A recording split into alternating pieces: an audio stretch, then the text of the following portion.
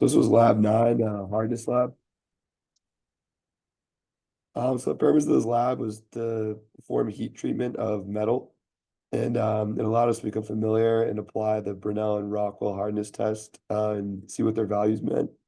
And it also allowed us to determine the hardness and material, or between hardness and material properties. And the objective of this lab, or our hypothesis, was seeing how water quenched and oil quenched steels um, gave higher hardness values than untreated steels, and why that was. All right, so the Rockwell hardness test is what we did first, and we used the three different materials for that. We used aluminum, 1018 steel, and 1045 steel.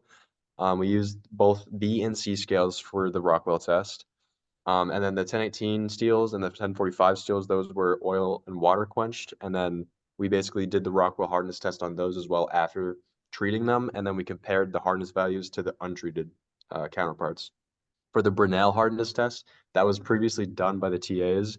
And we basically took the diameters of the indents that they made, and then we used the formula that was given to calculate the hardness. Your hardness levels, your oil and water quenched were on average far harder than their counterparts, and that is except for C, which is an outlier. As far as mean hardness goes, it follows the same pattern as the previous graph. Your 1018 oil quenched from your B and C, and then your 1018 water quenched B are way harder than everything else. And as far as standard deviation goes, there we see the 1018 water quenched C have a very odd rise that we can't exactly explain off. And besides that, everything follows what was previously laid out in the other graphs.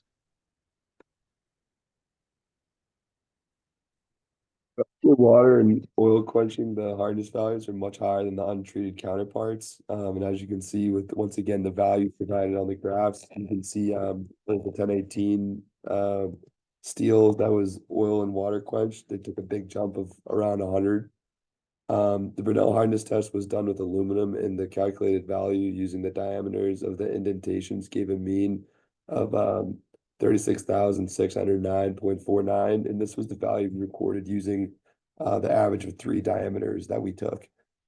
The standard deviation was below 2 for most of the results, other than a few of the treated metals, which is to be expected as we're aiming to have a standard deviation of around 2 or below. So everything looked good for the most part.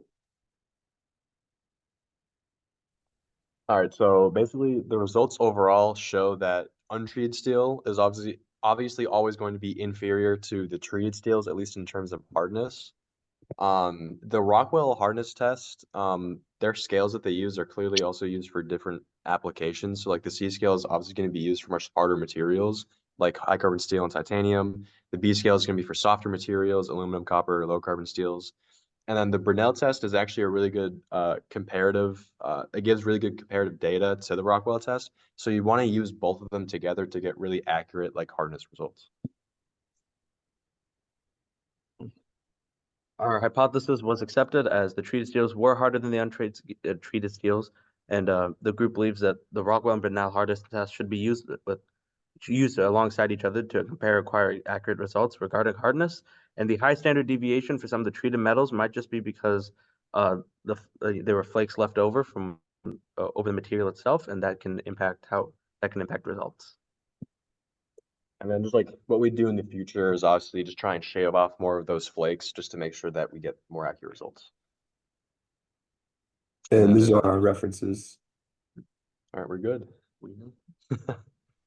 All right.